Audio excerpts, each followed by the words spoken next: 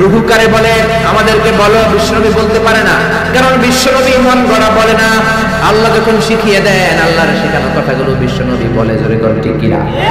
বিশ্বনবী আকাশের দিকে তাকিয়ে আছে, সাইয়েদনা জিবরাইল কোরআনের আয়াত নিয়ে এসে বললেন, ও নবী আপনি বলে দেন, কুলির রূহু মিন আমরি রাব্বি ওয়া মা উতীতুম মিনাল ইলমি ইল্লা কালিলা। পড়েন আল্লাহু আকবার।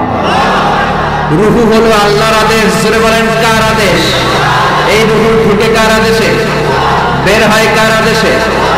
এই রূহু কেমন আমরা কি দেখতে পারবো নাকি? বানাতে পারবো নাকি? আমরা সুফিয়া বানাতে পারবো, আমরা রোবট বানাতে পারবো, কিন্তু রুহু বানাতে পারবো? সুফিয়া পাস নাই। আবার সৌদি আরব নাকি সিটিজেনশিপ দিচ্ছে, সব বাইরে থেকে কন্ট্রোল করে। কি হাস্যকর বিষয়! আরে আমাদের বুয়েটের ছাত্ররা এর চেয়ে ভালো রোবট বানাতে পারে, বলে ঠিক না?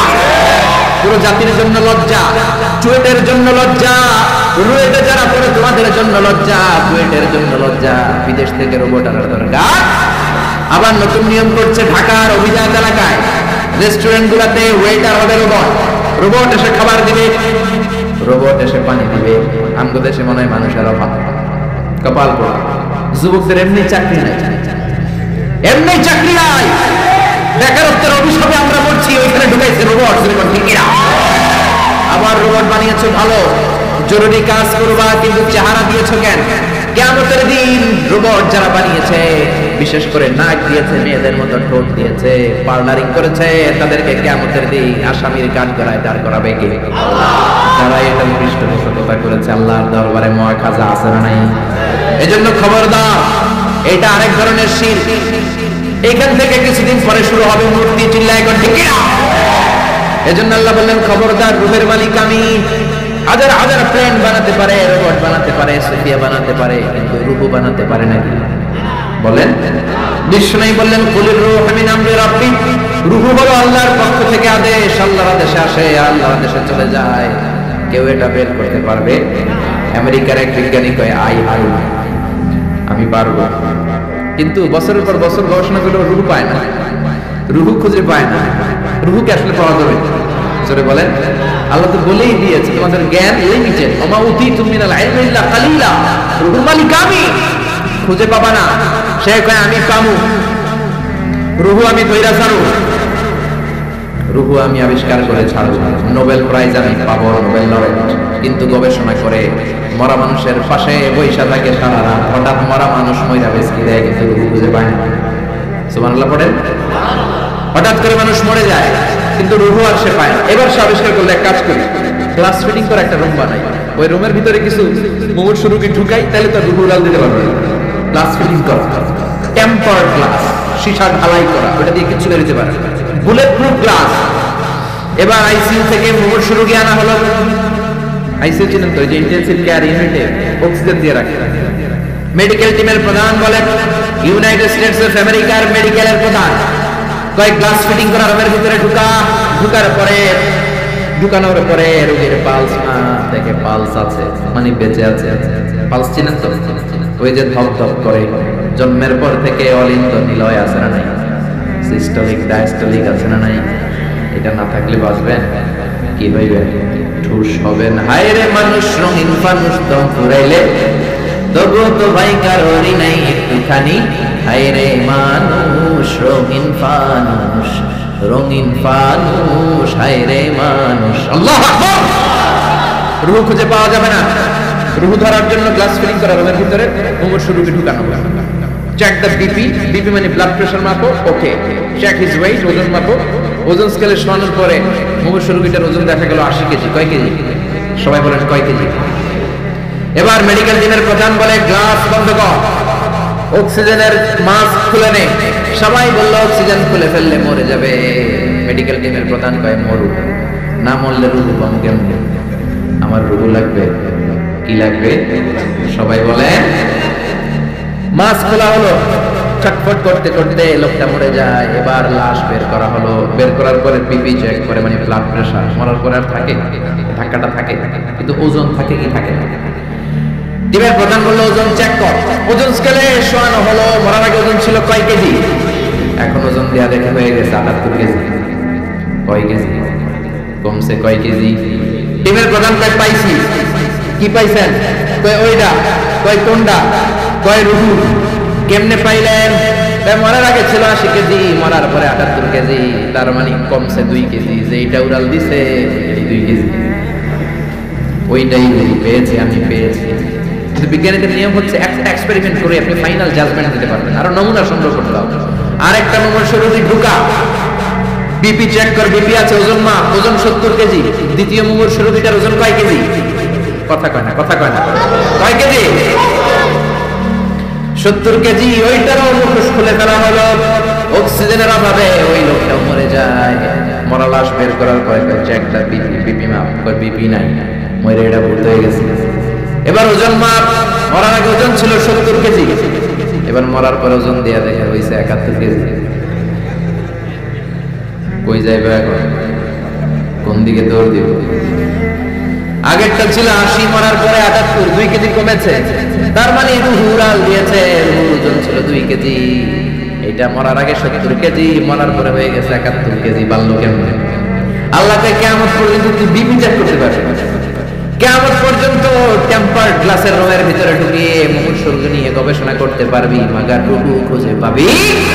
আমা উতিতুম মিনাল ইলমি ইল্লা কালিলা। কারণ মানুষ তোমাদেরকে একেবারে নগণ্য জ্ঞান দিয়ে তৈরি করেছে কে? তোমরা রোবট বানাতে পারো, সুফিয়া বানাতে পারো, কিন্তু সুফিয়ার ভেতরে রুহু দিতে পারে নাকি?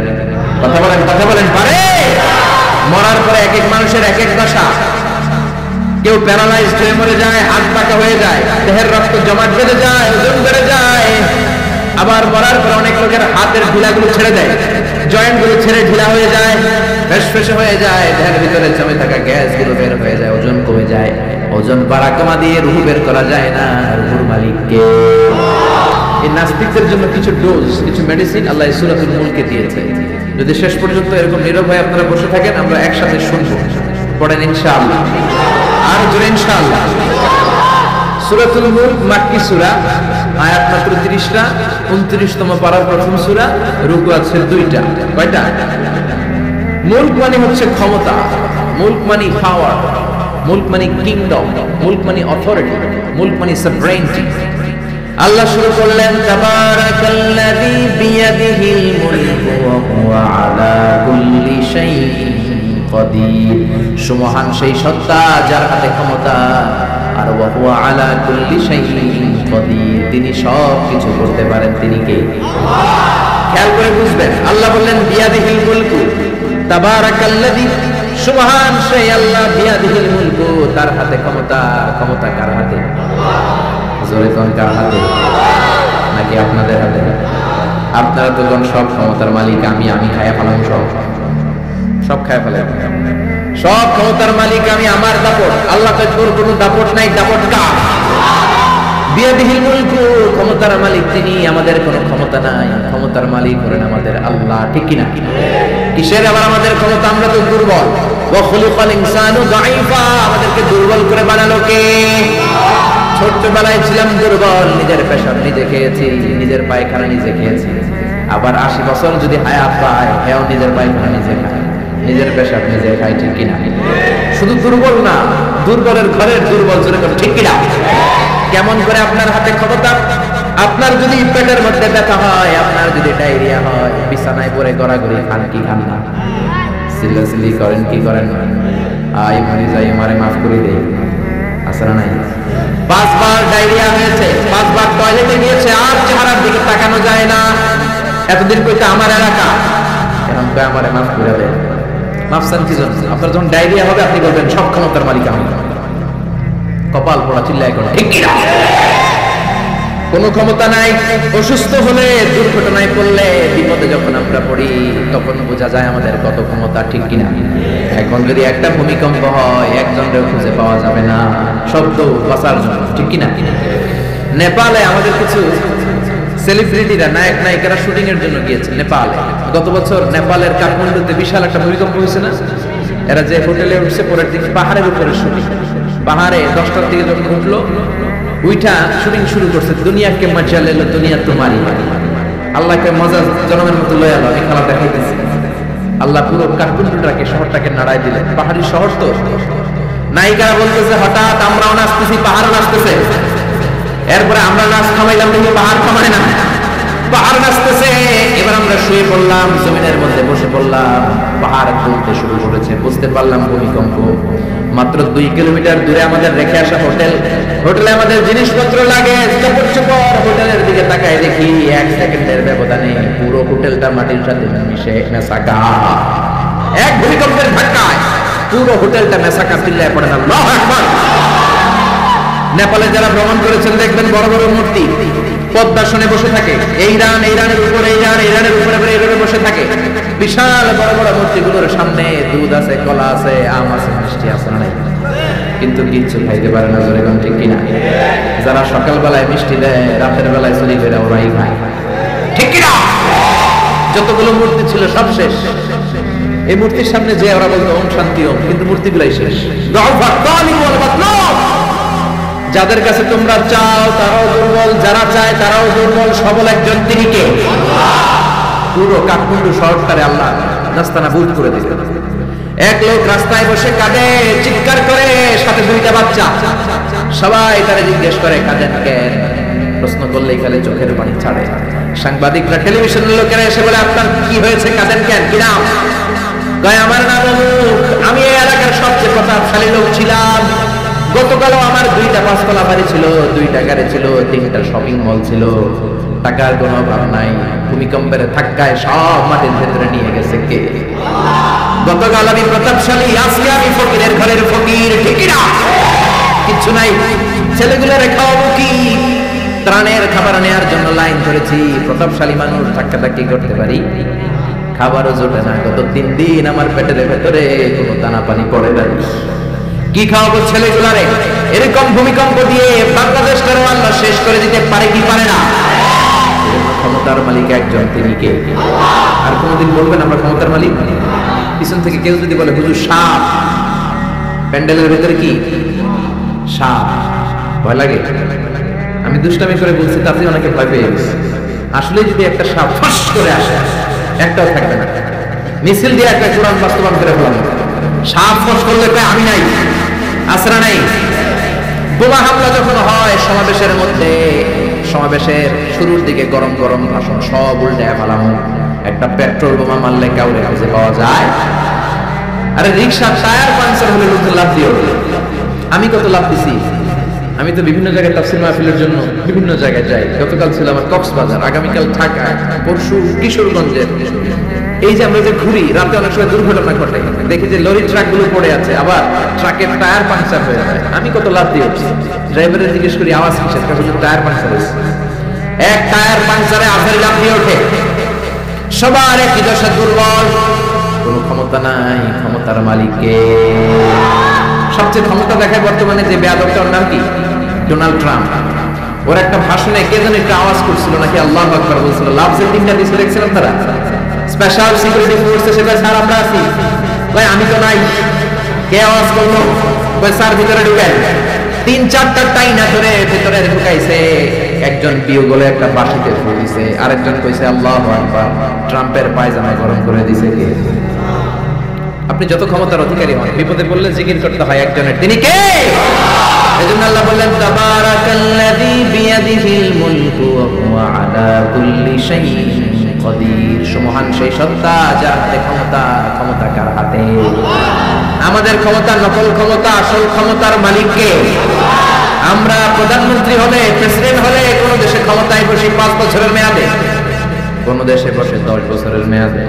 আল্লাহ ক্ষমতায় বসছে কয় বছরের মেয়াদে? 20 বছর, 50, 100, আজীবন মেয়াদ। সুবহানাল্লাহ বলবেন না?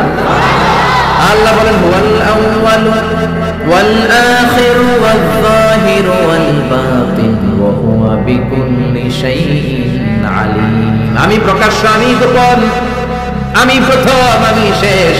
অনাদিকাল থেকে আমি আল্লাহ ক্ষমতার চেয়ারে বসা, অনন্তকাল পর্যন্ত থাকবো। তিনি কে? আমাদের মতন আর 5 বছরের মেয়াদ নেই। 5 বছর শেষ, আবার জরুরি অবস্থা, সেনা মোতায়েন, নির্বাচন, আবার আমার ভাই তোমার ভাই। আল্লাহর কি সিস্টেম? জোরে বলেন, জোরে বলেন। আমার আল্লাহর আজীবনের মেয়াদ চিল্লায় কণ্ঠ কিনা? আবার পৃথিবীর অনেক দেশের ডেমোক্রেটিক সিস্টেমে ক্ষমতায় আসতে হয়, মানে ভোটে দিতে আসা লাগে। আল্লাহ তো ভোটে দিতে আসছে নাকি? আল্লাহ ভোটে আসছে। আবার অনেক দেশের ডিক্টেটরশিপ, স্বৈরাচারী পদ্ধতিতে ক্ষমতায় বসে। আল্লাহ কি স্বৈরাচারী পদ্ধতিতে আসছে? আবার কোন দেশে মোনার্কি, রাজতন্ত্র, রাজার পোলা রাজা, আল্লাহর বাবা ছিল রাজা, এই জন্য আল্লাহ রাজা। এই জন্য আল্লাহ বলে খবরদার, কুল হুয়াল্লাহু আহাদ আল্লাহুস সামাদ লাম ইয়ালিদ ওয়া লাম ইউলাদ ওয়া লাম ইয়াকুল লাহু কুফুয়ান আহাদ। আমি জন্ম দেই নাই, কারো কাছ থেকে জন্ম নেই নাই, চিরকাল আমি ক্ষমতার চেয়ারে বসা, ঠিক না? এই জন্য আল্লাহ বললেন, তাবারাকাল্লাযী বিয়াদিহিল মুলকু ওয়া হুয়া আলা কুল্লি শাইইন কাদির। মহান সেই সত্তা যার হাতে ক্ষমতা, ক্ষমতা কার হাতে? আবার বাংলাদেশের রাজনৈতিক প্রেক্ষাপটে জোট যার বড়, ক্ষমতা তার বড়, জোরে কোন ঠিক কিনা? এদেশে জোটের রাজনীতি আছে না নাই? প্রথমে শুরু হলো 4 দলীয় জোট, বুঝতেছেন? এরপরে কত? 14 দলীয়, তারপরে 20 দল, এবার মহাজোট, সামনে হবে মহাজোট, ঠিক কিনা? আল্লাহ তো জোটে ক্ষমতা আসছে, আল্লাহ এরকম জোট করে আসছে, কোয়ালিশন করে আসছে। আল্লাহ বলেন, ওয়ালাম ইয়াকুল লাহু শারীকুম ফিল মুলকি ওয়া কাব্বিরহু তাকবীরা। আমি আল্লাহর জোট নাই, আমি আল্লাহর শরীক নাই, আমি আল্লাহর ক্ষমতায় কোনো অংশীদার নাই, আমি একাই সব ক্ষমতার মালিক। সুবহানাল্লাহ। এজন্য কখনো বলবেন না ক্ষমতার মালিক আমরা, বলবেন ক্ষমতার মালিক কে? আবার পৃথিবীতে দেখবেন অনেক দেশে আন্দোলন করে ক্ষমতার চেয়ার থেকে নামানো যায় কি যায় না। আমি মিশরে ছিলাম 5 বছর, হোসনি মুবারক প্রেসিডেন্ট, ওরা আন্দোলন করে ওনাকে ক্ষমতার গদি থেকে নামায় ফেলেছে। তো আমরাও তো একটা চমৎকার আন্দোলন করলে আল্লাহর নামায় ফেলে যাবো, পারবো না? জিনেরা যদি বলে আমরা মানুষের সাথে আছি, আল্লাহরে মানি না, পারবো? ফেরেশতারা যদি বিদ্রোহ করে তাহলে পারবো? তাহলে পারবো না। আল্লাহ বলে, ওয়া আন্নাকুম গায়রু মুজিজিল্লাহ,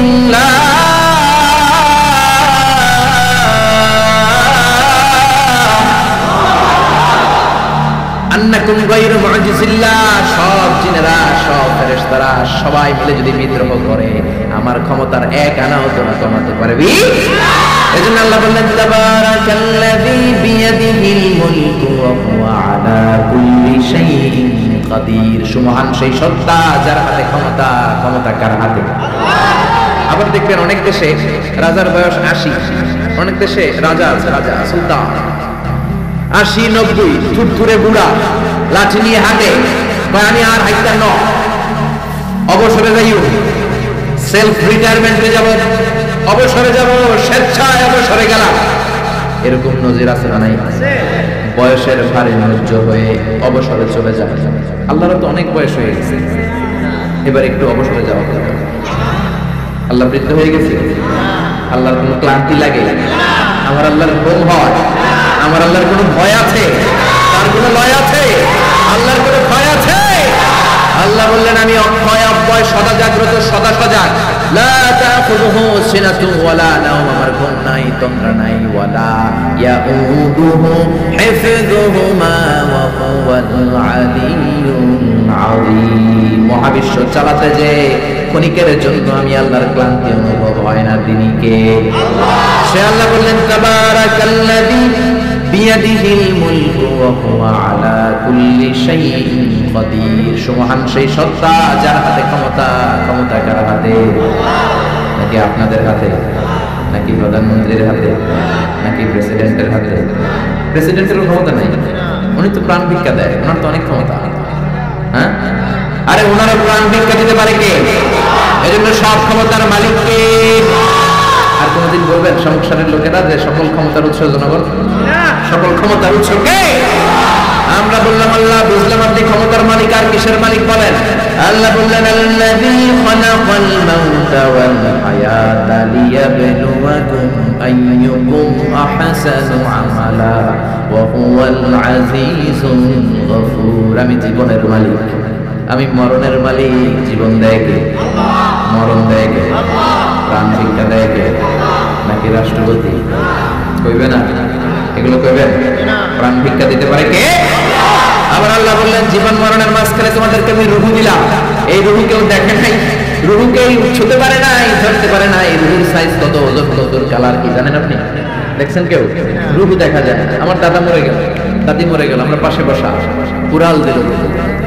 নানা মরে গেল, নানি মরে গেল, পাশে বসা, কুড়াল দিল রূহ।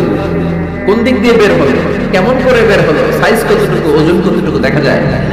আওয়াজ করে বলবেন দেখা যায়। আল্লাহ বলেন কিয়ামত পর্যন্ত রূহ নিয়ে গবেষণা করলেও তোরা খুঁজে পাবি না, কারণ তোদের জ্ঞান হলো লিমিটেড, সীমিত। আনলিমিটেড জ্ঞান একজনের, তিনি কে? এজন্য মক্কার কাফিররা বলল মুহাম্মদ রূহ কারে বলে আমাদেরকে বলো। বিশ্বনবী বলতে পারে না, কারণ বিশ্বনবী মন গড়া বলে না। আল্লাহ যখন শিখিয়ে দেন, আল্লাহর শেখানো কথাগুলো বিশ্বনবী বলে। জোরে কর ঠিক কিনা? বিশ্বনবী আকাশের দিকে তাকিয়ে আছে। সাইয়েদনা জিবরাইল কোরআনের আয়াত নিয়ে এসে বললেন, ও নবী আপনি বলে দেন, কুলির রূহু মিন আমরি রাব্বি ওয়া মা উতীতুম মিনাল ইলমি ইল্লা কালিলা। বলেন আল্লাহু আকবার। রূহ হলো আল্লাহর আদেশ। জোরে বলেন কার আদেশ? এই রূহ ঢুকে কার আদেশে, বের হয় কার আদেশে? এই রূহ কেমন আমরা কি দেখতে পারবো নাকি? বানাতে পারবো নাকি? আমরা সুফিয়া বানাতে পারবো, আমরা রোবট বানাতে পারবো, কিন্তু রূহ বানাতে পারবো? সুফিয়া পাস নাই। আবার সৌদি আরব নাকি সিটিজেনশিপ দিচ্ছে, সব বাইরে থেকে কন্ট্রোল করে। কি হাস্যকর বিষয়! আরে আমাদের বুয়েটের ছাত্ররা এর চেয়ে ভালো রোবট বানাতে পারে। বলো ঠিক না? পুরো জাতির জন্য লজ্জা, চুয়েটের জন্য লজ্জা, রুয়েটে যারা পড়ে তোমাদের জন্য লজ্জা, বুয়েটের জন্য লজ্জা। বিদেশ থেকে রোবট আনার দরকার। আবার নতুন নিয়ম করছে ঢাকার অভিজাত এলাকায় রেস্টুরেন্ট গুলাতে ওয়েটার হবে রোবট। রোবট এসে খাবার দিবে, রোবট এসে পানি দিবে। আমগো দেশে মনে হয় মানুষের অভাব, কপাল পোড়া। যুবকদের এমনি চাকরি নাই, এমনি চাকরি নাই, বেকারত্বের অভিশাপে আমরা মরছি। ওইখানে ঢুকাইছে রোবট। আবার রোবট বানিয়েছো ভালো, জরুরি কাজ করবা, কিন্তু চেহারা দিয়েছো কেন? কিয়ামতের দিন রোবট যারা বানিয়েছে, বিশেষ করে নাক দিয়েছে, মেয়েদের মতো ঠোঁট দিয়েছে, পার্লারিং করেছে, তাদেরকে কিয়ামতের দিন আসামির কাঠ গড়ায় দাঁড় করাবে কে? যারা এটা পৃষ্ঠপোষকতা করেছে আল্লাহর দরবারে মুআখাযা আছে না নাই? এজন্য খবরদার, এটা আরেক ধরনের শিরক। এখান থেকে কিছুদিন পরে শুরু হবে মূর্তি। চিল্লায় এখন ঠিক না? এজন্য আল্লাহ বললেন খবরদার, রূহের মালিক আমি। হাজার হাজার প্লেন বানাতে পারে, রোবট বানাতে পারে, সুফিয়া বানাতে পারে, কিন্তু রূহ বানাতে পারে নাকি? বলেন। বিষ্ণু বললেন কুলির রূহু মিন আমরি রাব্বি। রূহ হলো আল্লাহর পক্ষ থেকে আদেশ। আল্লাহর আদেশে আসে, আল্লাহর আদেশে চলে যায়।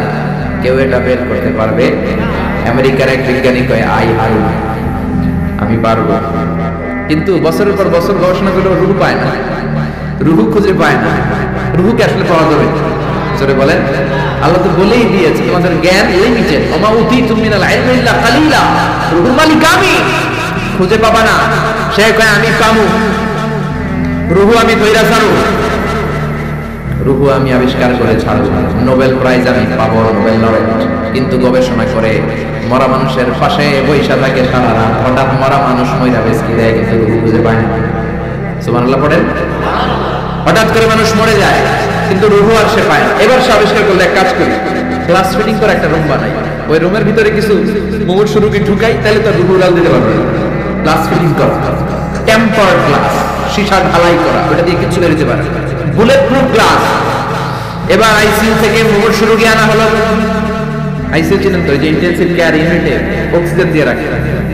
মেডিকেল টিমের প্রধান বলে, ইউনাইটেড স্টেটস অফ আমেরিকার মেডিকেলের প্রধান কয়েক গ্লাস ফিটিং করা রুমের ভিতরে ঢুকানোর পরে রোগীর পালস দেখে, পালস আছে মানে বেঁচে আছে। পালস চিনেন তো, ওই যে ধপ ধপ করে, জন্মের পর থেকে অলিন্দ নিলয় আছে না নাই, সিস্টোলিক ডায়াস্টোলিক আছে না নাই। এটা না থাকলে বাঁচবেন কি হইবে? ঠুস হবেন। হায় রে মানুষ, রঙিন ফানুষ দম ফুরাইলে তবুও তো ভাই কারোরই নাই একটুখানি। হায় রে মানুষ, রঙিন ফানুষ, রঙিন ফানুষ, হায় রে মানুষ। আল্লাহু আকবার। রূহ খুঁজে পাওয়া যাবে না। রূহ ধরার জন্য গ্লাস ফিলিং করা রুমের ভিতরে মুমূর্ষু রোগী ঢুকানো হবে। চেক দ্য বিপি, বিপি মানে ব্লাড প্রেশার মাপো, ওকে। চেক হিজ ওয়েট, ওজন মাপো। ওজন স্কেলে শোনানোর পরে মুমূর্ষু রোগীটার ওজন দেখা গেল 80 কেজি। কয় কেজি? সবাই বলেন কয় কেজি? এবার মেডিকেল টিমের প্রধান বলে গ্লাস বন্ধ কর, অক্সিজেনের মাস্ক খুলে নে। সবাই বলল অক্সিজেন খুলে ফেললে মরে যাবে। মেডিকেল টিমের প্রধান কয় মরু, না মরলে রুহু পাবো কেমনে? আমার রুহু লাগবে। কি লাগবে? সবাই বলে। মাস্ক খোলা হলো, ছটফট করতে করতে লোকটা মরে যায়। এবার লাশ বের করা হলো। বের করার পরে বিপি চেক করে, মানে ব্লাড প্রেশার। মরার পরে আর থাকে? ধাক্কাটা থাকে, কিন্তু ওজন থাকে কি থাকে না? টিমের প্রধান বললো ওজন চেক কর। ওজন স্কেলে শোয়ানো হলো। মরার আগে ওজন ছিল কয় কেজি? এখন ওজন দেয়া দেখে হয়ে গেছে 78 কেজি। কয় কেজি কমছে? কয় কেজি? টিমের প্রধান কয় পাইছি। কি পাইছেন? কয় ওইটা। কয় কোনটা? কয় রুহু। কেমনে পাইলেন? মরার আগে ছিল 80 কেজি, মরার পরে 78 কেজি। তার মানে কমছে 2 কেজি। যে এইটা উড়াল দিছে এই 2 কেজি, ওইটাই পেয়েছি, আমি পেয়েছি। কিন্তু বিজ্ঞানীদের নিয়ম হচ্ছে একটা এক্সপেরিমেন্ট করে আপনি ফাইনাল জাজমেন্ট দিতে পারবেন। আরো নমুনা সংগ্রহ করতে হবে। আরেকটা নমুনা শরীরে ঢুকা, বিপি চেক কর, বিপি আছে, ওজন মা, ওজন 70 কেজি। দ্বিতীয় মুমুর শরীরটার ওজন কয় কেজি? কথা কয় না, কথা কয় না। কয় কেজি? 70 কেজি। ওইটারও মুখোশ খুলে ফেলা হলো। অক্সিজেনের অভাবে ওই লোকটাও মরে যায়। মরা লাশ বের করার পরে চেকটা বিপি মাপ, কয় বিপি নাই, মরে এটা ভূত হয়ে গেছে। এবার ওজন মাপ। মরার আগে ওজন ছিল 70 কেজি, এবার মরার পর ওজন দেয়া দেখা হয়েছে 71 কেজি। কই যাইবে এখন? কোন দিকে দৌড় দিব? আগেরটা ছিল 80, মরার পরে 78, 2 কেজি কমেছে। তার মানে রুহু উড়াল দিয়েছে। রুহুর ওজন ছিল 2 কেজি। এটা মরার আগে 70 কেজি, মরার পরে হয়ে গেছে 71 কেজি। বাড়লো কেমনে? আল্লাহকে কিয়ামত পর্যন্ত তুই বিপি চেক করতে পারবি। কিয়ামত পর্যন্ত টেম্পারড গ্লাসের রঙের ভিতরে ঢুকিয়ে মুমূর্ষুর নিয়ে গবেষণা করতে পারবি, মাগার রুহু খুঁজে পাবি। আমা উতিতুম মিনাল ইলমি ইল্লা কালিলা। কারণ মানুষ তোমাদেরকে একেবারে নগণ্য জ্ঞান দিয়ে তৈরি করেছে কে? তোমরা রোবট বানাতে পারো, সুফিয়া বানাতে পারো, কিন্তু সুফিয়ার ভেতরে রুহু দিতে পারে নাকি? কথা বলেন, কথা বলেন, পারে? মরার পরে এক এক মানুষের এক এক দশা। কেউ প্যারালাইজড হয়ে মরে যায়, হাত পাকা হয়ে যায়, দেহের রক্ত জমাট বেঁধে যায়, ওজন বেড়ে যায়। আবার মরার পর অনেক লোকের হাতের ঢিলাগুলো ছেড়ে দেয়, জয়েন্ট গুলো ছেড়ে ঢিলা হয়ে যায়, ফেসফেসে হয়ে যায়, দেহের ভিতরে জমে থাকা গ্যাস গুলো বের হয়ে যায়, ওজন কমে যায়। ওজন বাড়া কমা দিয়ে রুহু বের করা যায় না। রুহুর মালিক কে? আমরা বললাম আল্লাহ, বুঝলাম আপনি ক্ষমতার মালিক, বুঝলাম আপনি রুহুর মালিক। আর কিসের মালিক? আল্লাহ বললেন গোলাম الذي خلق 7 سماوات طباقا ما ترى في خلق الرحمن من تفاوت। মাথার উপরে আকাশের দিকে নজর করে তাকা, বিশাল আকাশটারে বানিয়েছে কে? নাকি আমেরিকার বিজ্ঞানীরা? বানিয়েছে কে? 7 স্তরে তিনি বানালেন। আবার বললেন আল্লাযী ولقد زينا السماء الدنيا بمصابيح وجعلناها رجوما للشياطين। এই 7 আকাশকে আমি একটার চেয়ে একটা বড় করে বানালাম। প্রথমে বানালাম প্রথম আকাশের মহাশূন্য, তারপরে প্রথম আকাশ, তারপরে দ্বিতীয় আকাশের মহাশূন্য, তারপরে দ্বিতীয় আকাশ। একটার চেয়ে একটা বড় না ছোট? কথা বলেন, বড় না ছোট? কত বড়? বিশ্বনবী বললেন হাতের আংটি যদি মরুভূমিতে ফেলে দাও, মরুভূমির তুলনায় তোমার হাতের আংটি যত ছোট, আল্লাহর দ্বিতীয় আকাশের তুলনায় প্রথম আকাশটা ঠিক তত ছোট। প্রথম আকাশের চেয়ে দ্বিতীয় আকাশ বড়, তার চেয়ে তৃতীয় আকাশ বড়, তার চেয়ে চতুর্থ, পঞ্চম, ষষ্ঠ, সপ্তম, তারপরে সিদরাতুল মুনতাহা বড়। সিদরাতুল মুনতাহার উপরে কোরআনের বাড়ি লৌহে মাহফুজ বড়, তার উপরে বাইতুল মামুর বড়, তার চেয়ে আল্লাহর আরশ বড়, আরশের চেয়ে কুরসি বড়, তার উপরে 70,000 নূরের পর্দা বড়, আর সবচেয়ে বড় হলো আল্লাহু আকবার, আমার আল্লাহ সবচেয়ে বড়। ঠিক কি না? এই 7 আকাশের এত উপর থেকে গোটা বিশ্বের সব নিয়ন্ত্রণ করে কে? সপ্ত জমিনের নিচে অমাবস্যার অন্ধকারে কোন পিপিলিকা যদি গুটি গুটি পায়ে হেঁটে যায়, পিপিলিকার পায়ের আওয়াজটাও শুনতে পায় কে? আল্লাহ বললেন 7 করে বানিয়েছে আকাশ। আপনারা যে দেখেন বা বিজ্ঞানীরা যে রকেট নিয়ে এদিক সেদিক যায়, স্যাটেলাইট লঞ্চ করে, লঞ্চিং দ্য স্যাটেলাইট, এগুলো কিন্তু আকাশে নয়, এগুলো আকাশের মহাশূন্য। এটা হচ্ছে প্রথম আকাশের মহাশূন্য, তারপরে প্রথম আকাশ, একটার চেয়ে আরেকটা বড়। বৃহস্পতি বিশাল বড়, সূর্য আরো বড়, এই পৃথিবীটা কত বড় একটু আন্দাজ করেন। আমরা বসে আছি 14 গ্রাম। 14 গ্রাম হচ্ছে কুমিল্লার 17টা থানার একটা থানা। কুমিল্লা হচ্ছে 64 জেলার এক জেলা। এরকম 64টা জেলা নিয়ে আপনাদের ডিজিটাল বাংলাদেশ।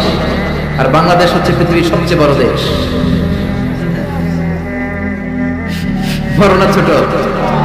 জোরে বলেন। ভারত প্রায় 20 গুণ বড়, কানাডা 100 গুণ বড়, রাশিয়া 150 গুণ বড়। এরকম 200টা দেশ মিলে পৃথিবীর 30 ভাগ মানে স্থল, বাকি 70 ভাগ শুধু হানি আর হানি, মানে পানি আর পানি। তো 30 ভাগ স্থল, 70 ভাগ জল, এই মিলে আমাদের পৃথিবী।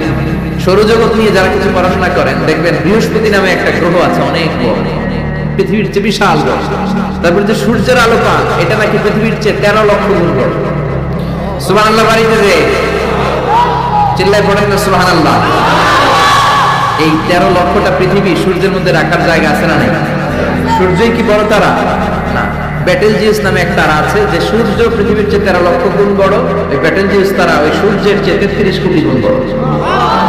এরপরে আছে আলফা সেন্ট্রাই এ, আলফা সেন্ট্রাই বি, গুগলে সার্চ দিয়ে দেখবেন এটা ক্যারিনা, ব্যাটেলজিউস। এরকম বিশাল বিশাল রাতের বেলা, তারার বেলা আমরা যে দেখি ছোট্ট এরকম বালুর মতো মনে হয়, আসলে কি এত ছোট?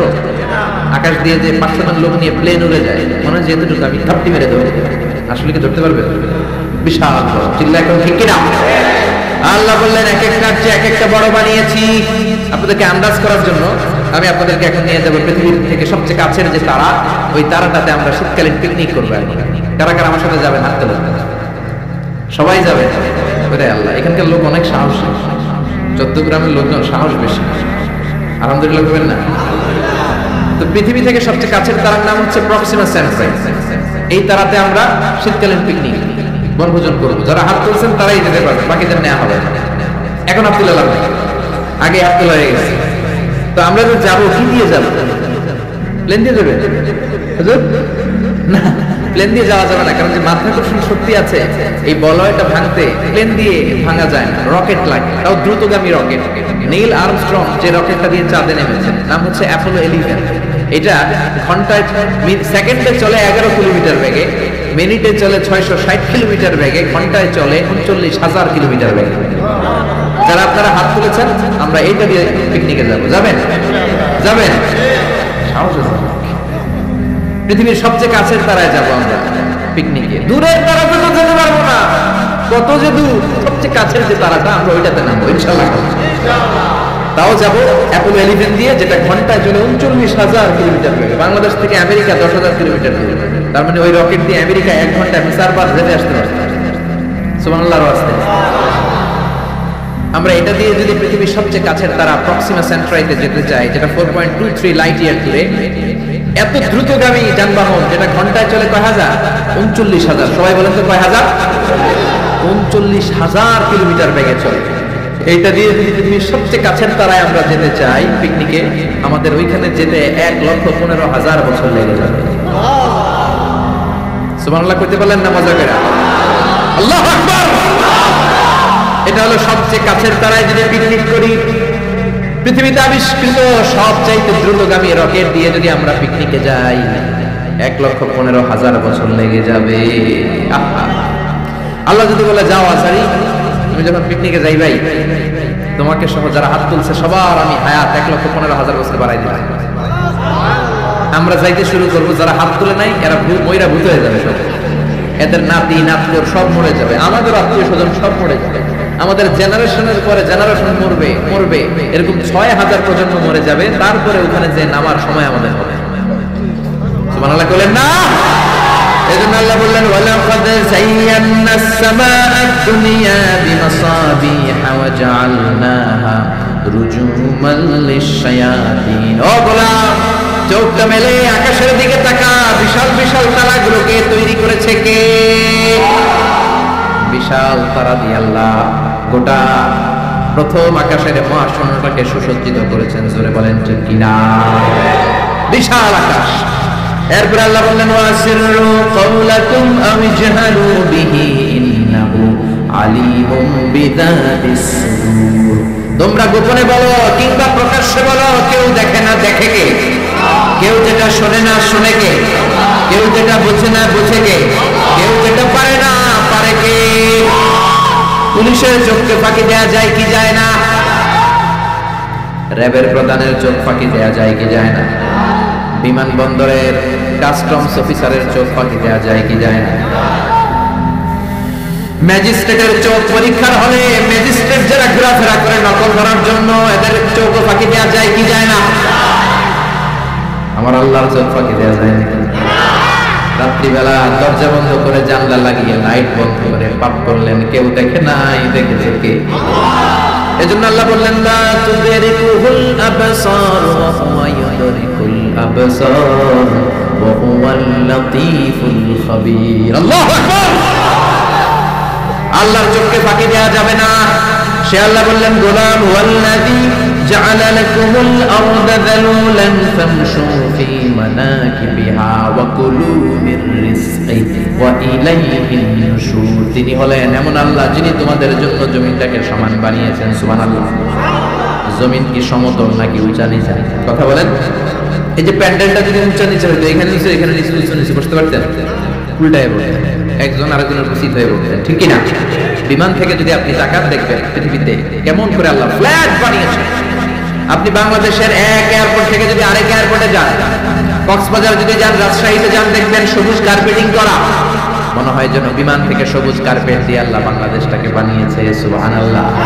কিন্তু সবুজ কার্পেট দেখে খুশি হওয়ার কারণ নাই। এই কার্পেটের ভেতরে আযাব আর গজব আছে না নাই? যে কোনো সময় ভূমিকম্প হতে পারে, যে কোনো সময় বন্যা হতে পারে, যে কোনো সময় শিলাবৃষ্টি হতে পারে। কি পারে না? শিলাবৃষ্টি চিনেন না? 14 গ্রামে তো হয় না শিলাবৃষ্টি, না হয়? একটু এই সাইজের শিলাবৃষ্টি পরে আমাদের ধান ক্ষেত শেষ, গম ক্ষেত শেষ। ওই যে আল্লাহ পানি পাঠাইতেছে। শিলাবৃষ্টি যখন পরে গম ক্ষেত শেষ, আমাদের বাছুরগুলো যদি রাস্তায় থাকে, বাছুরের মাথার মধ্যে পড়লে, গায়ের উপর পড়লে বাছুরও শেষ। ধরে কোন ঠিক কিনা? আল্লাহ যদি শিলাবৃষ্টির জায়গায় এসিড বৃষ্টি পাঠায়, এসিড বৃষ্টি, পাথর বৃষ্টি, উল্কা বৃষ্টি। দক্ষিণ আফ্রিকার হোবাতে একটা উল্কা পড়ছে 60 টন। এরকম কয়েক হাজার উল্কা যদি বাংলাদেশে পড়ে, যখন পড়া আরম্ভ করবে আমরা সবাই দাঁড়াই বলবো আমরা ক্ষমতার মালিক। বলবেন বলবেন ক্ষমতার মালিক কে?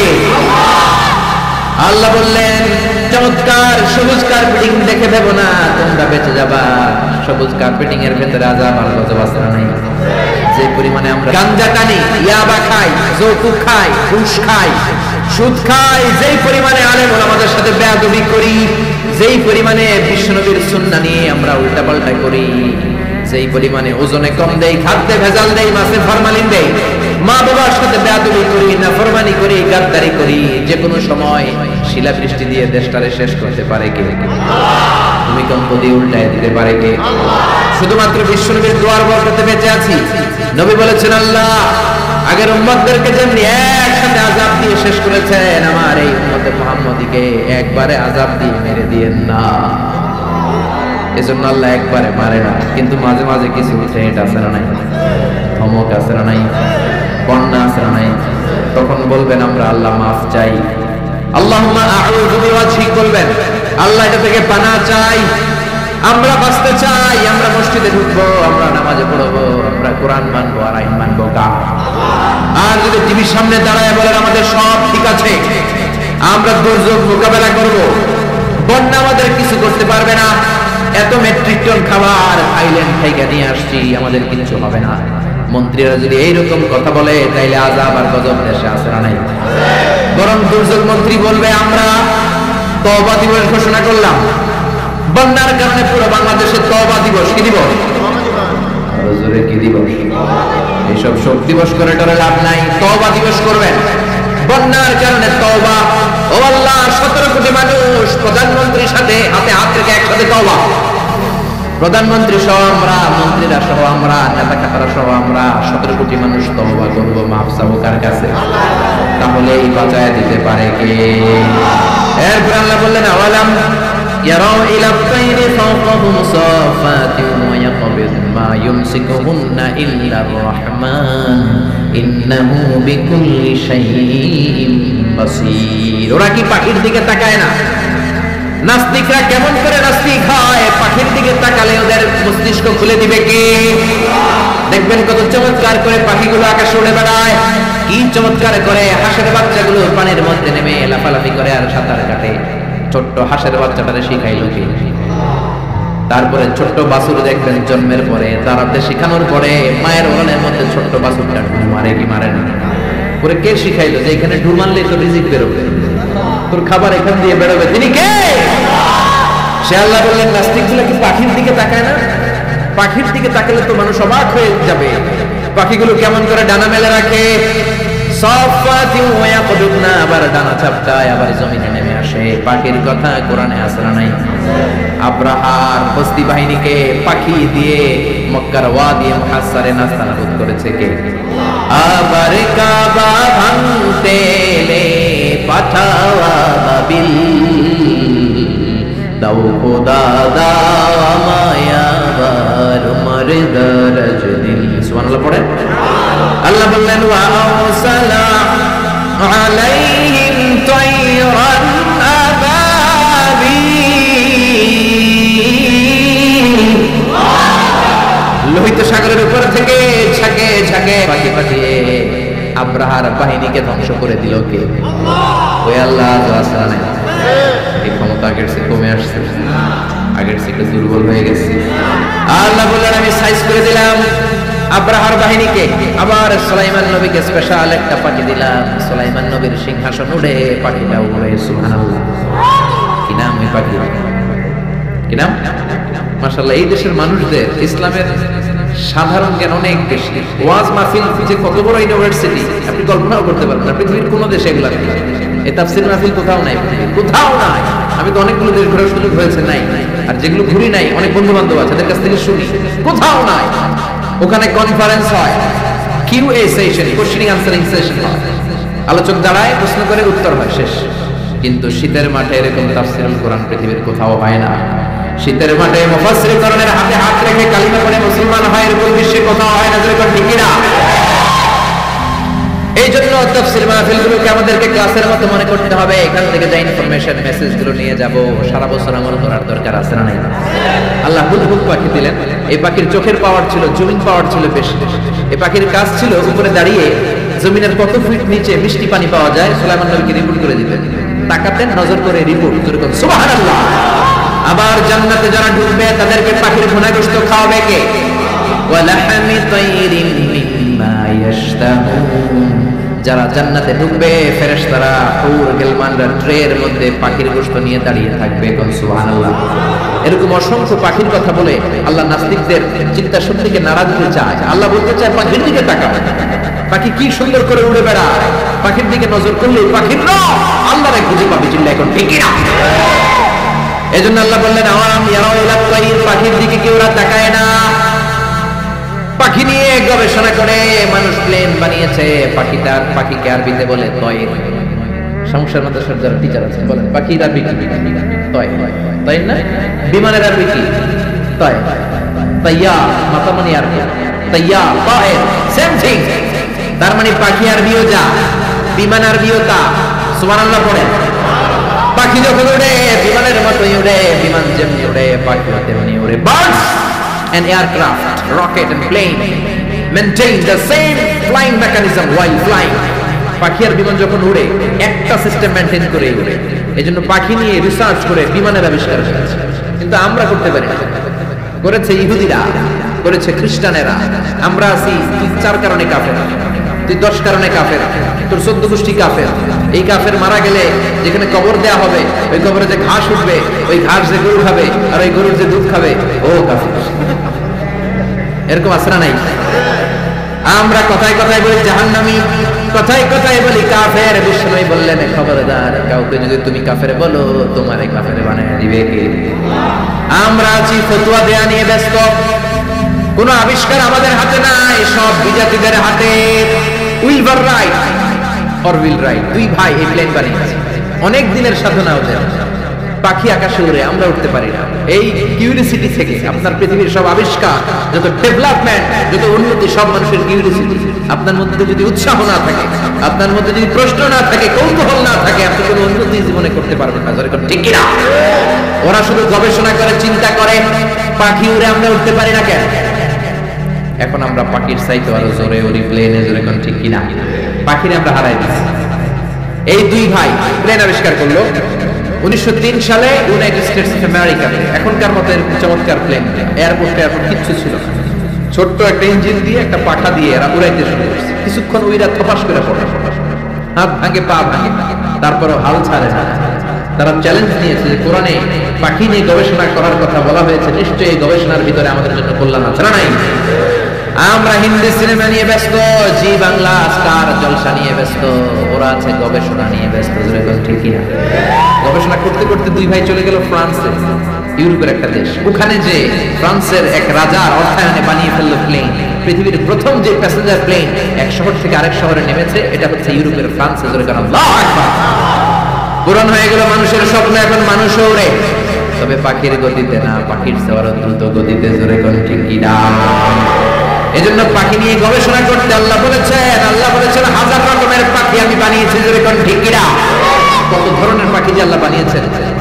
নর্থ আমেরিকাতে একটা পাখি পাওয়া যায়, এটার নাম হচ্ছে হামিং বার্ড, পৃথিবীর সবচেয়ে ছোট পাখি। এই পাখিটা যখন বড় হয়, এটার সাইজ হয় মাত্র 3 ইঞ্চি 4 ইঞ্চি এরকম সাইজ হয়, এত ছোট্ট পাখি। এই পাখিটা প্রতি সেকেন্ডে টানা ঝাপটায় 80 বার। পৃথিবীর সব পাখি সামনের দিকে উড়ে, এই হামিং বার্ড সামনে উড়ে, পিছনের দিকে উড়ে। চিল্লায় এখন সুবহানাল্লাহ। আল্পস পর্বতমালার পাশে আলপিন সুইফট বার্ড আছে। সুইফট বার্ড এই পাখিটা একবার আকাশে উড়া শুরু করলে টানা 8 মাস আকাশে উঠতেই থাকে, জমিনে নামে না। আবার জমিনে একবার নামলে কিছুক্ষণ কাজ সেরে আবার উড়াল দিলে আবার শূন্যে 8 মাস। সুবহানাল্লাহ। বাড়িতে যে আরেক পাখি আছে বোমা বার্ড, এই পাখি উড়ন্ত অবস্থায় ডিম পাড়ে। এই ডিম জমিনে পড়ার আগেই ডিম ফুটে বাচ্চা বের হয়ে বাচ্চা আবার উঠতে শুরু করে দেয়। এজন্য পাখির কথা কোরআনে বলেছে কে? দুই ভাই প্লেন বানানোর পরে গোটা বিশ্বব্যাপী বিভিন্ন ধরনের এয়ারলাইন্স আছে না নাই? আমাদেরও একটা আছে না নাই?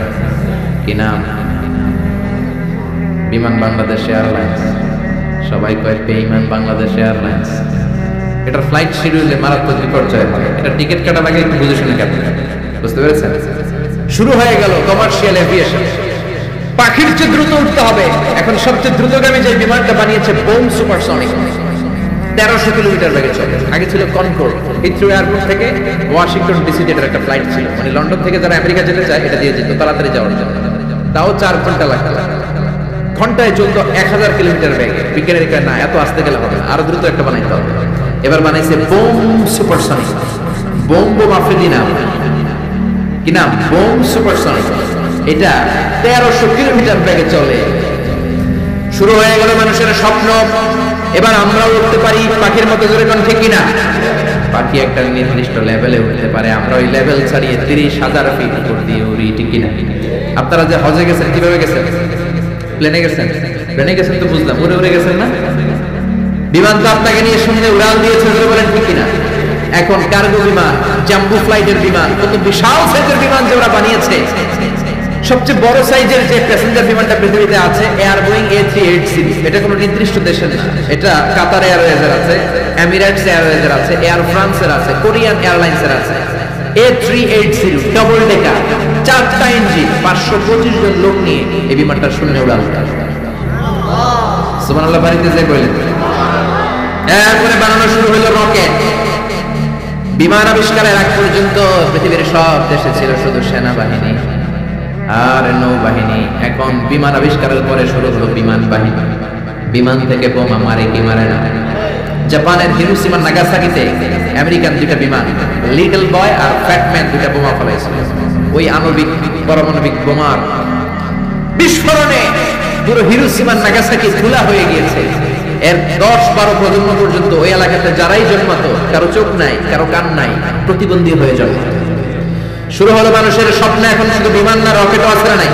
এখন মানুষ ব্যালিস্টিক ক্ষেপণাস্ত্র বানায়, এখন মিসাইল মারে, এখন ড্রোন হামলা করে, এখন পাইলট ছাড়া রোবট দিয়ে বিমান চালায়। জোরে কোন ঠিক কিনা? এজন্য আল্লাহ বললেন, গোলাম পাখির দিকে তাকা, এই পাখির উড়ে যাওয়ার মধ্যে আমি আল্লাহর নিদর্শন আছে না নাই? আওয়ালাম ইয়ারাউ ইলা আত-তায়রি ফাওকাহুম সাফাতিন ওয়া ইয়াকবিদনা মা ইউমসিকুহুন্না ইল্লা আর-রাহমান ইন্নাহু বিকুল্লি শাইইন বাসীর। বলেন সুবহানাল্লাহ। এরপর আল্লাহ সূরাটা শেষ করলেন, কুল আরাআইতুম ইন আসবাহা মাউকুম গাওরান ফামান ইয়াতিকুম বিমাইম মাইন। বলো দেখি সবে শুকাইয়া যদি যায় এই পৃথিবীর পানি, তাহলে হেথায় তটনির ধারা কে দিবে সবারে আনি। ঘুম থেকে উঠে দেখলেন টয়লেটে পানি নাই, টিউবওয়েল চাপলেন পানি নাই, পুকুরে যেয়ে দেখেন পানি নাই, এবার টয়লেট করবেন কেমনে? ব্রাশ করবেন কি করে? পানি খাবেন কোথা থেকে? পৃথিবীর কোথাও যদি পানি না থাকে আপনারে বাঁচাবে কে? নাকি আপনাদের খাদ্যমন্ত্রী, প্রধানমন্ত্রী? বাঁচাতে পারে একজন, তিনি কে? সে আল্লাহ বললেন আমি পানির মালিক। পানির অপর নাম জীবন, আবার পানির অপর নাম মরণ। নূহ আলাইহিস সালামের জামানাতে গাদ্দারি করার কারণে এই বৃষ্টির পানি দিয়ে বন্যা করে নূহ আলাইহিস সালামের কওমের বেয়াদবগুলোরে ধ্বংস করে দিল কে? তার মানে পানি হচ্ছে জুনদুম মিন জুনুদিল্লাহ, আল্লাহর সৈনিক। এই সাগরের পানি আল্লাহর সৈনিক। আল্লাহ যদি বলে 20 ফুট তুফান হয়ে কক্সবাজারে আঘাত হান, একটা ধাক্কা মেরে সাউথ এশিয়ার বাংলাদেশ, পাকিস্তান সহ সবগুলো দেশের মানুষগুলোকে একটা ধাক্কা মেরে সাগরের ভেতরে নিয়ে যেতে পারে কি পারে না? তার মানে পানি আল্লাহর সৈনিক, আগুন আল্লাহর সৈনিক, বাতাস আল্লাহর সৈনিক। আল্লাহ যদি পানি না দেন, পানি বানানোর ক্ষমতা কারণে যেরকম ঠিক কিনা? আবার আল্লাহ বললেন পানি থেকে গোটা বিশ্বের যত প্রাণ আছে প্রাণগুলোকে তৈরি করেছে কে? ওয়াজআলনা মিনাল মাই কুল্লা শাইইন হাই আফালা ইউমিনুন। পৃথিবীতে যত প্রাণী আছে পানি থেকে বানালেন কে? মানুষকে বানিয়েছেন প্রাণী থেকে, বাঘকে বানিয়েছেন প্রাণী থেকে, পাখিকে বানিয়েছেন প্রাণী থেকে। এই পৃথিবীতে যত প্রাণ আছে পানির কারণেই আছে। মঙ্গল গ্রহে পানি নাই, তাই প্রাণ নাই। যাতে কোনো পানি নাই, প্রাণও নাই। জুপিটারে পানি নাই, প্রাণও নাই। মঙ্গল গ্রহে পানি নাই, প্রাণও নাই। যেখানে পানি আছে ওই জায়গায় প্রাণের সঞ্চার। পানি থেকে সব বানালেন কে? পানি না থাকলে কোনো প্রাণ থাকতো? বিজ্ঞানীরা বলে পৃথিবীর প্রথম যে প্রাণটা হয়েছে সেটার নাম অ্যামিবা। কি নাম? ছোট্ট, it's a very small unicellular organism found in the world. পৃথিবীর সবচেয়ে ছোট্ট এককোষী জীবকণা। বিজ্ঞানীরা বলে অ্যামিবা এসেছে পানি থেকে। তারপর বিভিন্ন স্পিসিস, প্রজাতিগুলো ডেভেলপ করেছে। এসেছে জুপ্লাঙ্কটন, ফাইটোপ্লাঙ্কটন, ব্যাকটেরিওপ্লাঙ্কটন, হিলিওপ্লাঙ্কটন। এজন্য কোরআনে আল্লাহ সেটাই বললেন, ও দুনিয়ার মানুষেরা শোনো, তোমাদের জন্মের প্রক্রিয়ার দিকে তাকাও। তোমাদের জন্মটাও এক ফোঁটা পানি থেকে তৈরি করেছে কে? আবার তোমরা যে পানি খাও, লোনা পানি, মিঠা পানি তৈরি করলো কে? মারাজাল বাহরাইনি ইয়ালতাকিয়ানি বাইনাহুমা বারযাখুন লা ইয়াবগিয়ান ফাবিআইয়ি আলাই রাব্বিকুমা তুকাযযিবান। এজন্য পানি দেয় কে? পানি চাইবো কার কাছে?